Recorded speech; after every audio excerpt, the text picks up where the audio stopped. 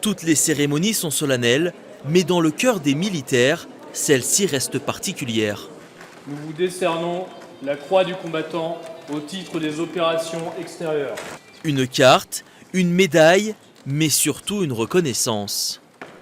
Ça fait bizarre de dire ancien combattant alors que j'ai que 28 ans, mais du coup je fais partie de cela aujourd'hui et j'étais surtout très fier en fait d'être à côté de mes anciens. Une grande reconnaissance, surtout le fait de rappeler les faits d'armes, ça rappelle beaucoup de souvenirs, des bons comme des moins bons forcément.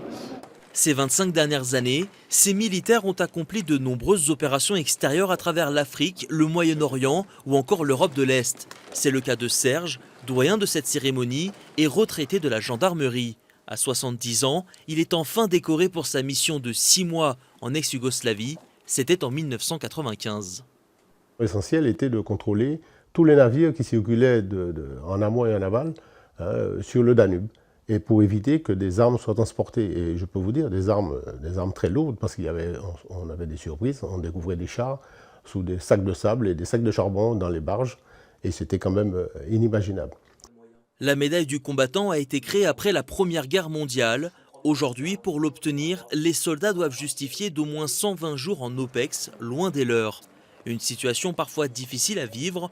Anthony, benjamin de cette cérémonie, a ces dernières années passé plus de temps avec la Marine nationale qu'avec sa compagne.